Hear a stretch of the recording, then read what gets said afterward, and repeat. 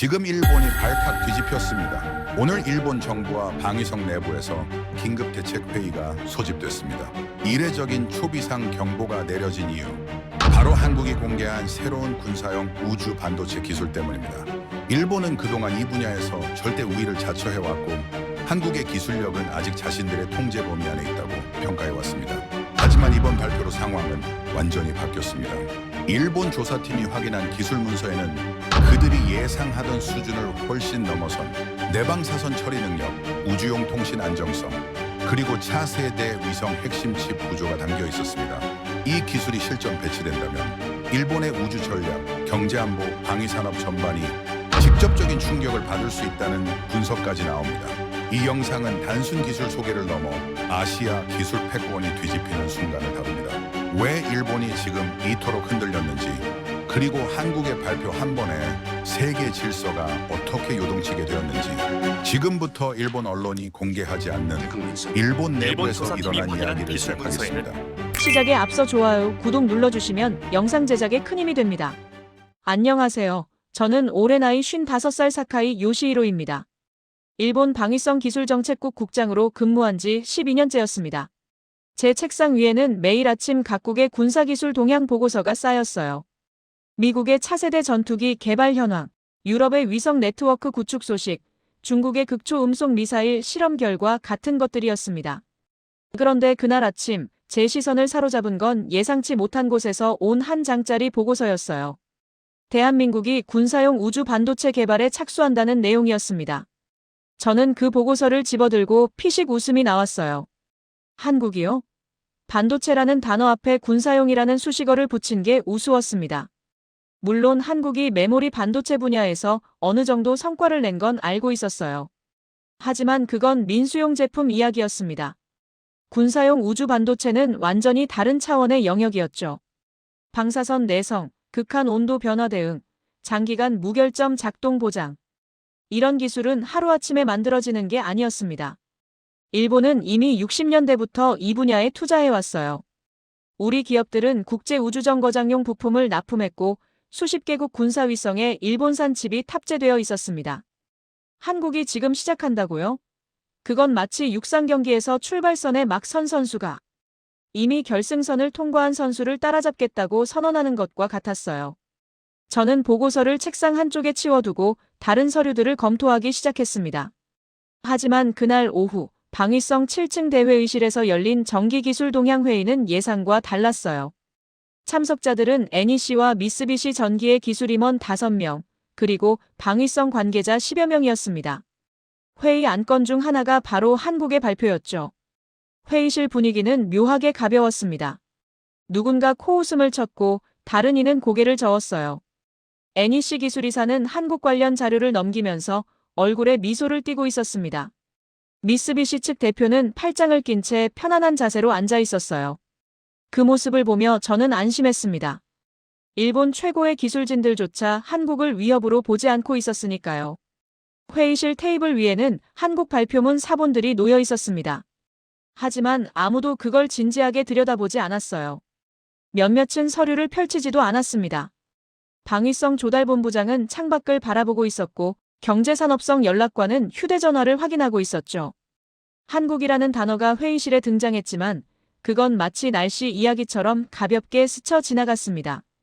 저는 그 광경을 보며 생각했어요. 이게 맞습니다. 한국은 걱정할 대상이 아니었어요. 메모리 반도체는 잘 만들지만 그건 대량 생산과 빠른 시장 대응에 강했기 때문이었습니다. 하지만 군사용 우주 반도체는 소량 생산되고 극도로 높은 품질이 요구되며 실패가 용납되지 않는 영역이었어요. 한국 기업들이 그 차이를 이해하고 있을까요? 저는 의심스러웠습니다. 회의가 끝나고 복도로 나오는 사람들의 표정은 여유로웠습니다. 누군가는 웃으며 동료와 이야기를 나눴고 긴장감이라고는 찾아볼 수 없었습니다. 저는 제 집무실로 돌아왔습니다. 창밖으로 도쿄 시내가 내려다 보였어요. 저는 커피 한 잔을 마시며 생각에 잠겼습니다. 일본은 패전 이후 기술 강국으로 다시 일어섰어요. 자동차, 전자제품, 로봇, 우주항공. 모든 분야에서 세계 최고 수준의 기술력을 보유하고 있었습니다. 특히 우주 분야에서는 미국과 유럽을 제외하면 일본이 단연 선두였어요. 아시아에서는 비교 대상조차 없었습니다. 한국이 최근 몇십 년간 빠르게 성장한 건 사실이었어요. 하지만 그건 주로 제조업과 소비자 제품 영역이었습니다. 반도체도 메모리에 집중되어 있었어요. 디램, 낸드 플래시 같은 범용 제품들이었습니다. 그런데 군사용 우주 반도체는 완전히 다른 세계였어요. 극소량 생산되고 극도로 높은 품질이 요구되며 실패가 용납되지 않는 영역이었습니다. 제가 보기에 한국의 발표는 일종의 정치적 제스처에 가까워 보였습니다. 국민들에게 기술 강국 이미지를 보여주려는 시도였어요. 실제로 뭔가 의미 있는 결과물이 나올 거라고는 생각하지 않았습니다. 오후 4시쯤 내각정보조사실에서 온 오오카와 켄타가 제 사무실을 찾아왔습니다. 그는 해외 기술 분석을 담당하는 책임자였어요. 30대 후반의 꼼꼼한 성격을 가진 사람이었습니다. 그가 서류 뭉치를 제 책상 위에 놓았어요. 저는 서류를 대충 훑어봤습니다. 예산 규모, 참여 기업, 목표 시점 같은 정보들이 적혀 있었어요. 하지만 제 눈에는 그저 숫자들의 나열일 뿐이었습니다. 저는 서류를 한쪽으로 밀어두고 고개를 끄덕였습니다. 오오카와는 잠시 망설이는 듯 했어요. 뭔가 더 말하고 싶은 표정이었습니다. 하지만 결국 그는 인사를 하고 물러났습니다. 저는 그의 뒷모습을 보며 피식 웃었습니다. 정보 분석관들은 항상 너무 신중했어요. 모든 가능성을 열어두고 생각하는 게 그들의 직업이었으니까요. 하지만 현실은 달랐습니다. 기술 격차는 쉽게 좁혀지지 않았어요. 일본은 여전히 강했습니다. 경제도 기술도 모든 면에서요. 복도를 지나다 다른 국장들과 마주쳤습니다. 그들의 표정은 평온했어요. 누구도 긴장하지 않았습니다. 한국 이야기는 이미 모두의 머릿속에서 사라진 듯 했어요. 저는 기술 협력과 사무실 앞을 지나갔습니다. 문틈으로 직원들의 모습이 보였어요. 누군가는 전화 통화를 하고 있었고 다른 이는 컴퓨터 화면을 들여다보고 있었습니다. 위기감이라고는 찾아볼 수 없었습니다. 저녁 무렵 저는 책상을 정리하며 그날 받은 보고서들을 다시 한번 살펴봤습니다. 한국 관련 자료도 그 사이에 있었어요. 저는 잠시 그걸 들여다봤습니다. 한국이 아무리 예산을 많이 투입해도 우리가 60년 넘게 쌓아온 노하우를 따라잡으려면 최소 20년은 걸릴 거라고 생각했어요. 그리고 그 사이에 우리도 계속 발전할 테니까 격차는 좁혀지지 않을 거였습니다. 저는 서류를 서랍에 넣고 가방을 챙겼습니다. 퇴근 시간이었어요. 엘리베이터를 타고 내려가는 동안 저는 한국 기술이 왜 위협이 되지 않는지 스스로 정리해봤습니다. 첫째, 경험 부족. 한국은 이 분야에서 실전 경험이 없었어요. 둘째, 인프라 부족.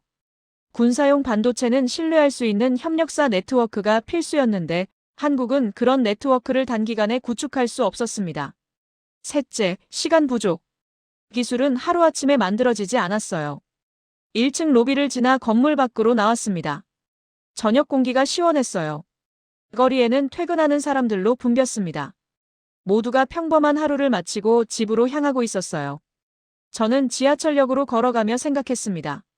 한국은 야심만만했어요. 하지만 야심과 실력은 다른 문제였습니다. 특히 군사용 우주 반도체 같은 초고난도 영역에서는요. 한국 언론들은 항상 새로운 프로젝트를 시작할 때마다 과장되게 보도하곤 했습니다. 하지만 실제 결과물은 대부분 기대에 미치지 못했어요. 저는 그런 패턴을 지난 20년간 수없이 봐왔습니다. 집에 도착해 뉴스를 켰습니다. 한국의 군사용 우주 반도체 개발 소식이 짧게 보도되고 있었어요. 앵커는 이를 한국 기술력의 새로운 도약이라고 표현했습니다. 저는 리모컨으로 채널을 돌렸습니다. 관심이 가지 않았어요. 저는 소파에 앉아 하루를 돌아봤습니다. 특별한 일도 없었고 걱정할 것도 없었습니다. 한국 이야기는 제 머릿속에서 이미 잊혀지고 있었어요. 더 중요한 일들이 산더미처럼 쌓여 있었으니까요. 일본은 60년 넘게 우주기술을 발전시켜왔습니다. 그 사이 수많은 위성을 쏘아 올렸고 수많은 부품을 개발했어요. 실패도 있었고 성공도 있었습니다. 그 모든 과정에서 쌓인 노하우가 일본의 진짜 자산이었어요. 그건 돈으로 살 수 없는 것이었습니다. 시간과 경험으로만 얻을 수 있는 것이었죠. 한국은 이제 막 그 여정을 시작했을 뿐이었습니다. 출발선에 선 거였어요. 일본은 이미 결승선을 여러 번 통과했고 이제는 새로운 길을 개척하고 있었습니다. 그 차이를 한국이 이해하고 있을까요? 저는 의문이었습니다. 저는 잠자리에 들었습니다. 내일도 바쁜 하루가 될 거였어요. 미국과의 협력 프로젝트 회의가 있었고 차세대 정찰 위성 계획 검토도 있었습니다. 한국. 그건 제 업무 목록 어디에도 없었습니다. 어둠 속에서 저는 눈을 감았습니다. 마음이 편안했어요. 일본은 안전했습니다. 아시아의 기술 패권은 여전히 우리 손에 있었어요. 앞으로도 그럴 거였습니다. 다음 날 아침에도 똑같은 일상이 펼쳐질 거였습니다. 보고서를 검토하고 회의에 참석하고 동료들과 이야기를 나누는 평범한 하루요. 한국 이야기는 어쩌면 다시는 제 책상 위에 올라오지 않을지도 모릅니다. 방위성 복도를 걷는 사람들도, 회의실에 앉아있는 간부들도, 엘리베이터를 타는 직원들도 모두가 평온했습니다. 위기를 예감하는 사람은 아무도 없었어요. 한국이라는 단어는 그저 수많은 정보 중 하나일 뿐이었습니다. 일본 우주산업은 탄탄했습니다. 정부 지원도 충분했고 기업들의 기술력도 뛰어났어요. 국제협력 네트워크도 잘 구축되어 있었습니다. 미국, 유럽과의 관계도 돈독했죠. 모든 게 완벽했습니다. 한국이 끼어들 틈은 없어 보였습니다. 그러나 일본은 아직 아무것도 모르고 있었습니다. 한국 발표 이후 3주가 지났습니다. 저는 그 사이 한국 이야기를 거의 잊고 지냈어요. 더 시급한 안건들이 계속 들어왔고 미국과의 협력 프로젝트 조율만으로도 하루가 모자랐습니다. 한국의 도전 같은 건 제 업무 우선순위 한참 아래에 있었죠. 그런데 어느 날 오후 오오카와 켄타가 다시 제 사무실을 찾아왔습니다. 이번엔 표정이 달랐어요. 평소의 차분함과는 다른 뭔가 긴장한 기색이 역력했습니다. 그가 두꺼운 봉투를 제 책상 위에 조심스럽게 내려놓았어요. 봉투 겉면에는 빨간색으로 극비라는 도장이 찍혀 있었습니다. 저는 봉투를 뜯었습니다. 솔직히 큰 기대는 하지 않았습니다. 아마 연구 계획서나 예산 배분표 같은 것들이겠거니 생각했죠. 서류를 꺼내 펼쳤습니다. 첫 장은 예상대로 프로젝트 개요였어요. 목표, 일정, 참여 기관 같은 정보들이 빼곡히 적혀 있었습니다. 저는 대충 훑어보다가 두 번째 장으로 넘어갔습니다. 그리고 멈췄습니다. 두 번째 장에는 기술 사양이 적혀 있었어요. 한국이 개발 중인 우주용 반도체의 구체적인 설계 방식과 성능 목표치였습니다. 특히 제 시선을 사로잡은 건 내방사선 설계 구조에 관한 부분이었죠. 수치들이 이상했습니다. 낯설었어요. 제가 지난 12년간 봐왔던 설계 방식과 달랐습니다. 저는 서류를 다시 처음부터 천천히 읽었어요. 한 번, 두 번. 읽을수록 이해가 안 됐습니다. 이 수치가 정확하다면 한국은 이미 기초 연구 단계를 넘어선 것처럼 보였어요. 오히려 실제 제품 개발 단계에 가까운 수준이었습니다. 저는 의자에 깊숙이 몸을 기댔습니다. 뭔가 잘못됐다는 생각이 들었어요. 한국이 이런 수준의 기술 문서를 작성했다는 것 자체가 믿기지 않았습니다. 단순한 계획이나 목표가 아니었어요. 이건 실제 실험 데이터에 기반한 설계 수치처럼 보였습니다. 오오카와는 제 옆에 조용히 서 있었어요. 말은 하지 않았지만 그의 표정이 많은 걸 말하고 있었습니다. 그도 이 자료의 의미를 알고 있었죠. 저는 서류를 책상 위에 내려놓고 창밖을 바라봤습니다. 도쿄 시내가 평화롭게 펼쳐져 있었어요. 하지만 제 마음은 전혀 평화롭지 않았습니다. 뭔가 예상과 다른 흐름이 시작되고 있다는 느낌이 들었어요. 다음 날 오전, 방위성 9층 소회의실에 긴급회의가 소집되었습니다. 평소처럼 여유로운 분위기가 아니었어요. 제가 자료를 미리 공유했고 다들 그걸 검토한 뒤였습니다. 회의실 안 공기가 달랐죠. 무거웠습니다. NEC에서 온 하라다 미노루가 자리에 앉았습니다. 그는 60대 초반의 베테랑 기술이사였어요. 일본 우주전자부품 분야에서 40년 넘게 일한 사람이었습니다. 그의 손에는 한국 자료 사본이 들려 있었죠. 그는 문서를 천천히 넘기며 읽고 있었어요. 표정이 점점 굳어갔습니다. 회의가 시작되었습니다. 저는 한국 자료에 대한 검토 의견을 요청했어요. 하라다는 한참 동안 침묵했습니다. 그리고 천천히 고개를 들었어요. 하라다의 눈빛이 달라져 있었습니다.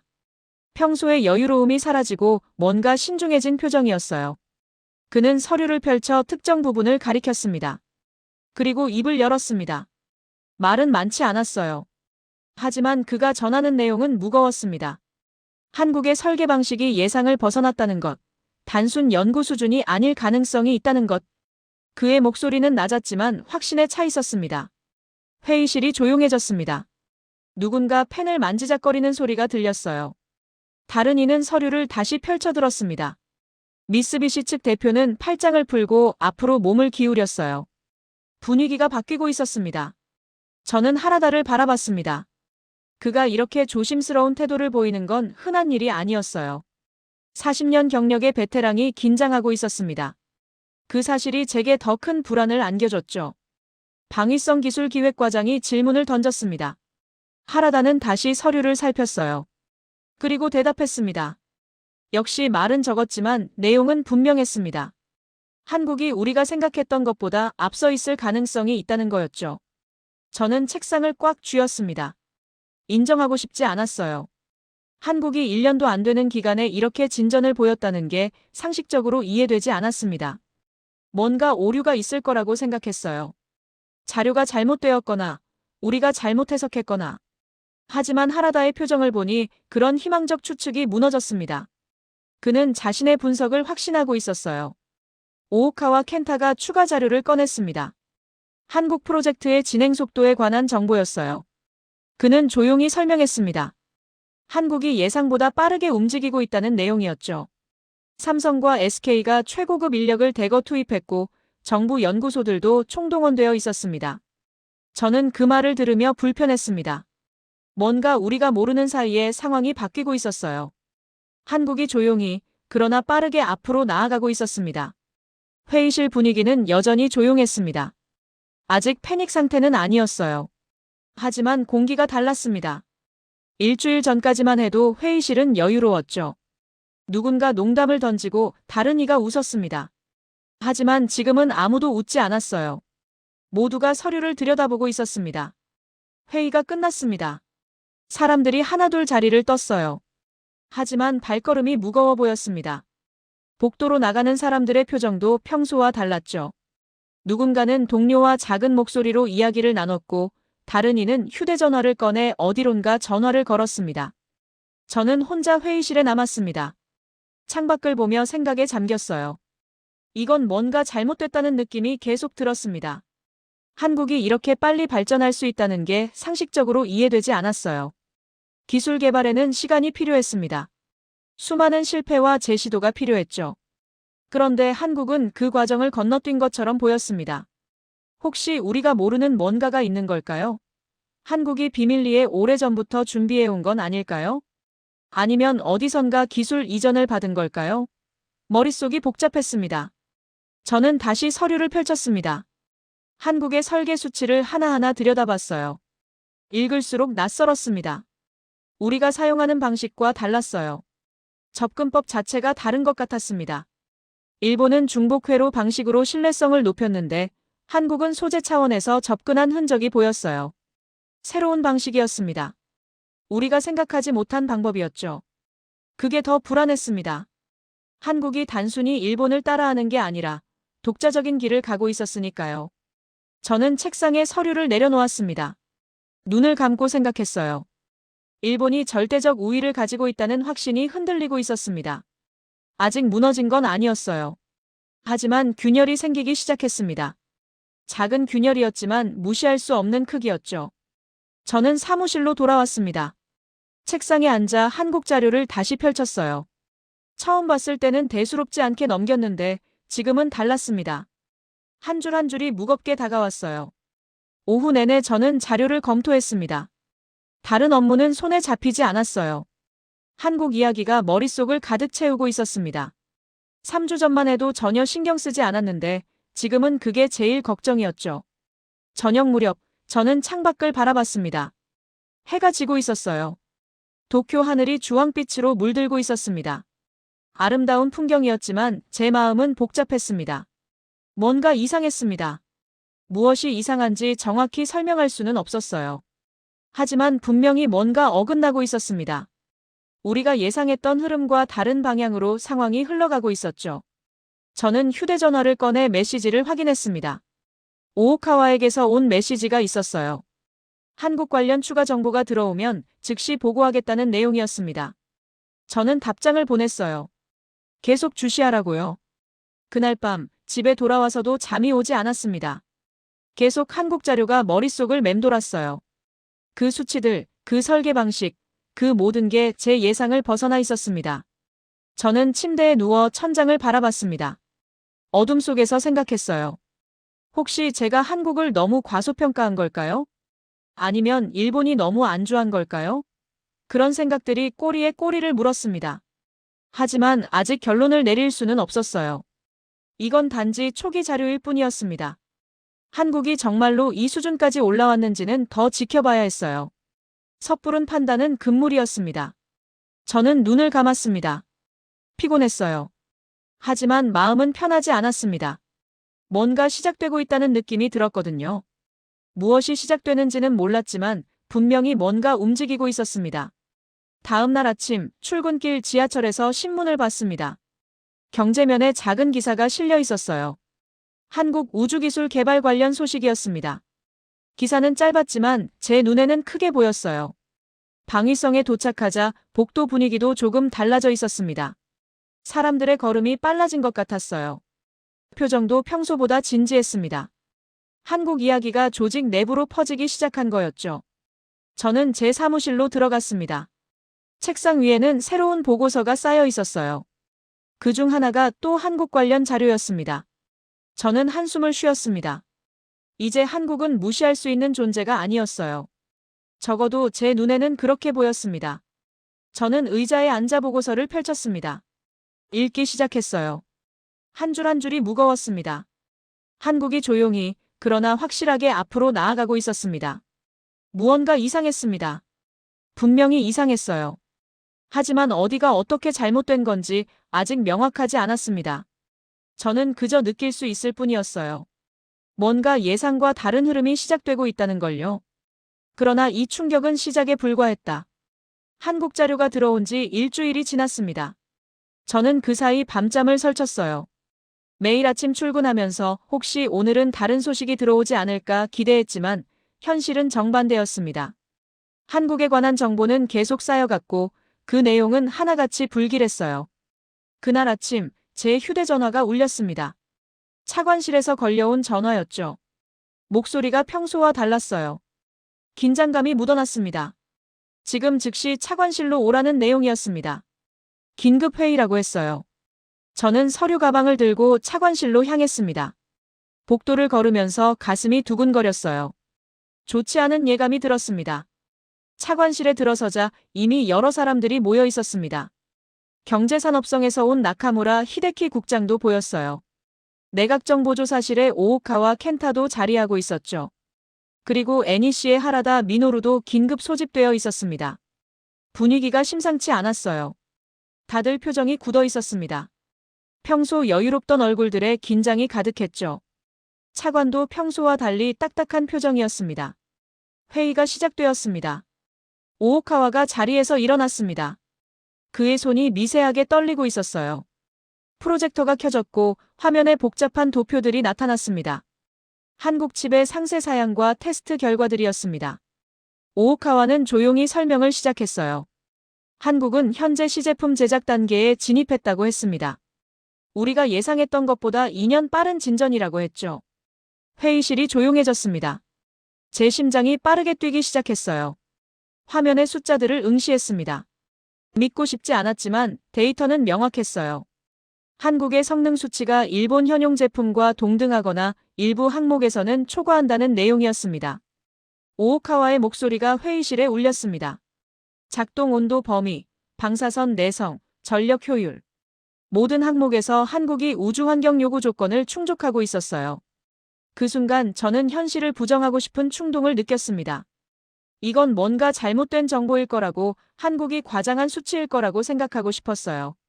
하지만 하라다 미노루가 발언권을 요청했습니다. 그의 목소리는 평소보다 낮았어요. 자신이 직접 데이터를 분석해봤다고 했습니다. 한국 기술은 우리가 예상했던 수준을 완전히 벗어났다고 했죠. 단순 연구 단계가 아니라고 했습니다. 이건 실전 배치가 가능한 수준이라고 했어요. 그의 말에 회의실 분위기가 급변했습니다. 누군가 숨을 크게 들이마셨고 다른 이는 서류를 탁자에 내려놓는 소리가 들렸어요. 하라다는 계속 말했습니다. 한국이 우리와 다른 방식으로 접근했다고 했죠. 회로 중복이 아니라 재료 공학적 접근을 선택했다고 했습니다. 이 방식은 우리가 시도조차 하지 않았던 영역이라고 했어요. 저는 눈을 감았습니다. 머릿속이 복잡했어요. 한국이 단순히 일본을 따라한 게 아니라 완전히 다른 길을 개척했다는 의미였습니다. 그건 더 큰 충격이었죠. 나카무라 히데키가 발언했습니다. 그의 목소리가 떨렸어요. 경제산업성 분석 결과를 말하기 시작했습니다. 한국 기술이 상용화될 경우 일본 우주전자 시장에 심각한 타격이 예상된다고 했어요. 현재 아시아 시장 점유율을 일본이 대부분 차지하고 있지만 한국 제품이 들어오면 급락할 수 있다고 했습니다. 회의실이 술렁였습니다. 나카무라는 계속 말했어요. 가격 경쟁력도 문제라고 했습니다. 한국은 메모리 반도체 양산 경험을 바탕으로 우주용 칩도 대량 생산 체계를 구축할 가능성이 높다고 했죠. 우리보다 훨씬 저렴하게 공급할 수 있다고 했습니다. 방위성 조달본부장이 벌떡 일어났습니다. 목소리에 분노가 섞여 있었어요. 한국이 1년도 안 되는 기간에 우리 60년 노하우를 따라잡았다는 게 말이 되느냐고 물었습니다. 데이터를 다시 검증해야 한다고 했죠. 이건 분명 뭔가 잘못됐다고 했습니다. 하지만 오오카와가 고개를 저었습니다. 이미 3차례 교차 검증을 거쳤다고 했어요. 출처도 복수라고 했습니다. 신뢰도는 매우 높다고 했죠. 조달본부장이 다시 자리에 앉았습니다. 그의 얼굴이 창백했어요.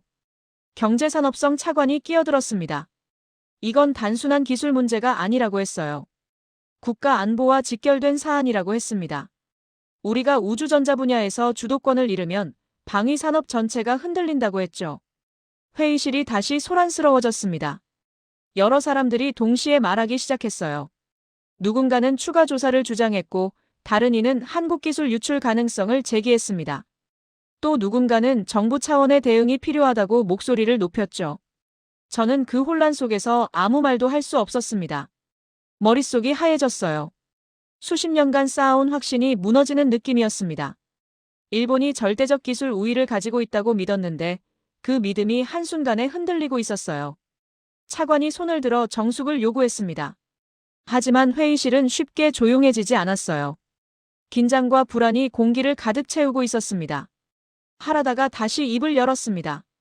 자신이 우려하는 건 기술 격차만이 아니라고 했어요. 한국의 개발 속도라고 했습니다. 이 속도라면 1년 후에는 우리를 완전히 추월할 수도 있다고 했죠. 그 말에 회의실이 다시 얼어붙었어요. 저는 창밖을 바라봤습니다. 도쿄 시내가 평화롭게 보였지만 제 마음은 전혀 평화롭지 않았어요. 두려움이 밀려왔습니다. 한국이 정말로 일본을 넘어설 수 있다는 두려움이었죠. 회의가 끝난 뒤 저는 비틀거리며 제 사무실로 돌아왔습니다. 책상에 앉아 머리를 감싸 쥐었어요. 믿고 싶지 않았지만 현실은 명확했습니다. 한국은 더 이상 무시할 수 있는 존재가 아니었어요. 휴대전화가 계속 울렸습니다. 각 부처에서 걸려오는 전화였죠. 모두 한국 소식을 확인하려는 전화들이었습니다. 정보는 이미 일본 정부 전체로 퍼지고 있었어요. 경제산업성에서는 긴급대책회의를 소집했고 내각정보조사실은 전담팀을 구성했습니다. 방위성 내부에서도 특별 태스크포스가 만들어졌어요. 모든 기관이 한국을 주시하기 시작했습니다. 저는 그날 밤 늦게까지 사무실에 남아 있었습니다. 한국 자료를 계속 들여다봤어요. 읽을수록 현실이 더 무겁게 다가왔습니다. 삼성과 SK가 총력을 기울이고 있었어요. 한국 정부도 모든 지원을 아끼지 않았습니다. 대학 연구소들도 동원되었고 해외 전문가들도 영입했죠. 한국은 이걸 단순한 프로젝트가 아니라 국가 생존의 문제로 보고 있었습니다. 그리고 가장 충격적인 건 한국이 이미 해외 고객들과 접촉하고 있다는 정보였습니다. 유럽의 한 위성 제조사가 한국 칩에 관심을 보이고 있었어요. 아직 계약 단계는 아니었지만 논의가 진행 중이었습니다. 저는 의자에 깊숙이 몸을 기댔습니다. 패권이라는 단어가 머릿속을 스쳤어요. 일본이 지금껏 누려온 기술 패권이 흔들리고 있었습니다. 그리고 그 자리를 한국이 차지하려 하고 있었죠. 다음 날 아침 긴급 강요회의 소집 통보가 왔습니다. 총리 주재로 한국 우주기술 대응 방안을 논의한다는 내용이었어요. 사태가 정부 최고 위급으로 올라간 겁니다. 저는 회의 자료를 준비하며 손이 떨렸습니다. 이제 이건 제 개인의 문제가 아니었어요. 일본 전체의 문제였습니다. 오오카와가 제 사무실로 들어왔습니다. 그가 건넨 서류에는 한국의 다음 단계 계획이 적혀 있었어요. 한국은 우주용 칩을 넘어 인공위성 시스템 전체로 사업을 확장할 계획이었습니다. 조용히 말했어요. 이건 끝이 아니라고 했습니다. 한국은 아시아 우주산업 전체를 재편하려 하고 있다고 했죠. 저는 서류를 책상에 내려놓았습니다. 더 이상 읽을 힘이 없었어요. 방위성 복도를 지나가는 사람들의 표정도 달라져 있었습니다. 모두가 한국 이야기를 하고 있었어요. 불안과 초조함이 건물 전체를 감싸고 있었습니다. 저는 창밖을 바라봤습니다. 석 달 전만 해도 한국을 전혀 신경 쓰지 않았어요. 하지만 지금은 한국이 제 머릿속을 가득 채우고 있었습니다. 기술은 하루아침에 뒤바뀌지 않는다고 생각했습니다. 50년 넘게 쌓아온 노하우가 단기간에 무너질 리 없다고 확신했어요. 하지만 현실은 달랐습니다. 한국은 다른 방식으로 접근했고 그 방식이 통하고 있었습니다. 저는 주먹을 쥐었습니다. 분노와 두려움이 뒤섞였어요. 일본이 이렇게 쉽게 밀릴 리 없다고 생각했지만 상황은 제 예상을 벗어나고 있었습니다. 그날 저녁 NEC와 미쓰비시 전기 최고 경영자들이 방위성을 찾아왔습니다. 긴급 면담을 요청했어요. 그들도 위기를 감지한 겁니다. 한국 기술이 시장에 나오면 일본 기업들의 매출이 급감할 게 분명했으니까요. 회의실에서 그들은 정부 지원을 요청했습니다. 연구개발 예산 증액, 세제 혜택, 규제 완화. 여러 가지를 요구했어요. 하지만 저는 그게 근본적인 해결책이 될지 의문이었습니다. 기술 격차는 돈만으로 좁혀지지 않았어요. 시간과 노력이 필요했습니다. 하지만 시간은 한국 편이었죠. 그들은 빠르게 움직이고 있었고 일본은 뒤늦게 반응하고 있었습니다. 밤이 깊었습니다. 저는 여전히 사무실에 있었어요. 도쿄 야경이 창밖으로 펼쳐져 있었지만 아름답게 느껴지지 않았습니다. 모든 게 불안했어요. 한국이 정말 일본을 넘어설 수 있을까요? 아시아 우주기술의 중심이 도쿄에서 서울로 이동할 수 있을까요? 그런 생각들이 꼬리에 꼬리를 물었습니다. 저는 책상 서랍을 열어 오래된 사진 한 장을 꺼냈습니다.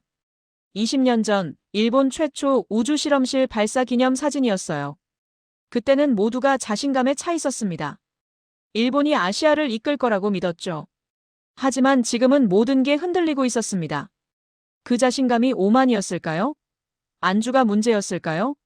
저는 답을 찾을 수 없었어요. 휴대전화가 다시 울렸습니다. 오오카와였습니다. 한국 측에서 또 움직임이 포착되었다고 했어요. 내일 아침 보고하겠다고 했습니다. 전화를 끊고 저는 깊은 한숨을 내쉬었습니다. 끝이 보이지 않았어요. 이 상황을 더는 외면할 수 없다는 걸 알았습니다. 하지만 어떻게 대응해야 할지, 어디서부터 시작해야 할지 전혀 감이 잡히지 않았어요. 생각이 꼬리에 꼬리를 물고 얽혔습니다. 명확한 방향을 찾을 수 없었습니다.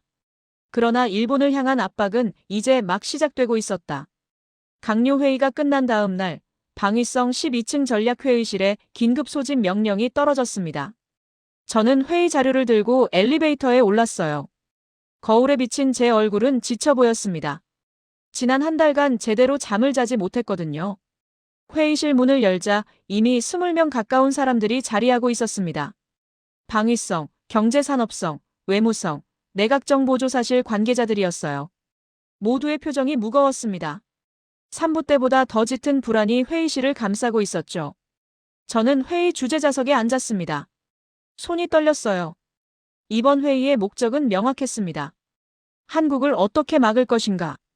일본의 기술 패권을 어떻게 지킬 것인가?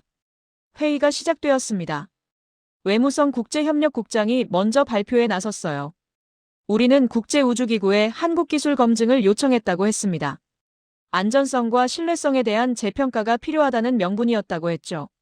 저는 고개를 끄덕이며 들었어요. 결과가 궁금했습니다. 외무성 국장의 표정이 어두웠습니다. 기각되었다고 했어요. 한국 측이 이미 모든 국제 규격을 충족했다는 평가가 나왔다고 했습니다. 회의실이 조용해졌습니다. 첫 번째 전략이 실패한 겁니다. 경제산업성 통상정책과장이 이어 발표했습니다. 우리는 미국과 유럽 동맹국들에게 한국 제품 채택을 자제해달라고 요청했다고 했어요. 기존 일본 제품과의 호환성 문제를 강조했다고 했죠. 나카무라 히데키가 물었습니다. 반응이 어땠냐고요? 통상정책과장의 목소리가 낮아졌습니다. 대부분 중립적인 입장을 취했다고 했어요. 시장 원리에 맡기겠다는 답변이 돌아왔다고 했습니다. 일부 국가는 오히려 한국 제품에 관심을 보이고 있다고 했죠. 저는 책상을 꽉 쥐었습니다. 외교적 압박도 통하지 않고 있었어요. 오오카와 켄타가 자리에서 일어났습니다. 프로젝터가 켜졌습니다. 화면에 한국기술 진척 현황이 나타났어요. 한국은 현재 양산체제 구축 단계에 진입했다고 했습니다. 삼성 천안 공장의 전용 생산 라인이 완성되었고 SK 이천 공장도 설비 증서를 마쳤다고 했죠. 제 심장이 빨리 뛰기 시작했습니다. 오오카와는 계속 말했어요. 월 생산 능력이 10,000개 단위로 추산된다고 했습니다. 이는 현재 일본 전체 생산량과 맞먹는 수준이라고 했죠. 회의실에 한숨 소리가 들렸어요. 더 심각한 건 한국 제품에 대한 시장 반응이라고 했습니다. 인도 우주연구기구가 한국 칩 테스트를 진행 중이고 아랍에미리트도 관심을 표명했다고 했어요. 나카무라가 끼어들었습니다. 경제산업성 분석 결과도 비슷하다고 했어요. 일본 기업들의 수주가 이미 감소하기 시작했다고 했습니다. 지난 분기 대비 15% 하락했다고 했죠. 그가 자료를 펼쳤습니다. NEC와 미쓰비시 모두 영업이익 경고를 발표했다고 했어요. 주가도 하락세라고 했습니다.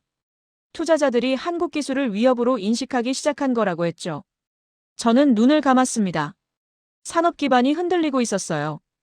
이건 단순한 기술 경쟁이 아니었습니다. 일본 경제 전체의 문제였죠. 하라다 미노루가 발언권을 요청했습니다. 그의 목소리가 떨렸어요. 한국 최신 기술 자료를 입수했다고 했습니다. 분석 결과 한국은 이미 일본 수준을 넘어섰다고 했어요. 특히 전력 효율 면에서 우리보다 20% 우수하다고 했습니다. 이건 우주 장비에서 결정적 차이라고 했죠. 회의실이 술렁였습니다. 방위성 기술 연구본부장이 물었어요. 그게 확실하냐고요? 하라다의 표정이 심각했습니다. 확실하다고 했어요. 자신의 연구소에서 독자적으로 검증했다고 했습니다. 한국은 새로운 전력 관리 방식을 개발했다고 했어요. 우리가 생각하지 못한 접근법이었다고 했죠. 하라다의 말에 침묵이 흘렀습니다. 기술적으로 뒤처졌다는 공식 인정이었죠. 방위성 차관이 일어났습니다. 그럼 우리가 따라잡을 방법은 없냐고 물었어요. 하라다는 고개를 저었습니다. 현재 기술로는 어렵다고 했어요. 새로운 연구 개발이 필요한데 최소 3년은 걸린다고 했습니다. 그 사이 한국은 더 앞서갈 거라고 했죠. 차관이 자리에 앉았습니다. 그의 얼굴이 창백했어요. 그때 경제산업성 산업안보과장이 벌떡 일어났습니다. 목소리에 분노가 섞여 있었어요. 이건 말이 안 된다고 했습니다. 일본이 60년 쌓은 기술을 한국이 1년 만에 넘어섰다는 게 납득할 수 없다고 했죠. 데이터를 다시 검증해야 한다고 했습니다. 한국이 수치를 조작했을 가능성도 있다고 했어요. 하지만 하라다가 단호하게 대답했습니다. 이미 충분히 검증했다고 했어요. 한국 기술은 진짜라고 했습니다. 산업안보과장이 목소리를 높였습니다. 그럼 우리가 뭘 잘못했다는 거냐고 물었어요. 우리는 최선을 다했다고 했습니다. 예산도 충분히 투입했고 최고 인력도 배치했다고 했어요. 그런데 한국에 밀린다는 건 납득할 수 없다고 했죠. 나카무라가 끼어들었습니다. 우리가 잘못한 게 아니라고 했어요. 한국이 다른 방식으로 접근한 거라고 했습니다. 우리는 전통적 방법을 고수했지만 한국은 혁신적 방법을 선택했다고 했죠. 산업안보과장이 반박했습니다. 그게 무슨 변명이냐고 했어요. 회의실이 술렁거렸습니다. 여러 사람들이 동시에 말하기 시작했어요. 누군가는 예산 증액을 주장했고 다른 이는 인력 재배치를 요구했습니다. 또 누군가는 한국 견제를 강화해야 한다고 목소리를 높였죠. 저는 그 혼란을 지켜봤습니다. 답이 보이지 않았어요. 모두가 해결책을 찾으려 했지만 아무도 명확한 방향을 제시하지 못했습니다. 저 역시 마찬가지였어요. 제 머릿속도 혼란스러웠습니다. 책임감과 두려움, 무력감이 뒤섞여 있었죠. 저는 손을 들었습니다.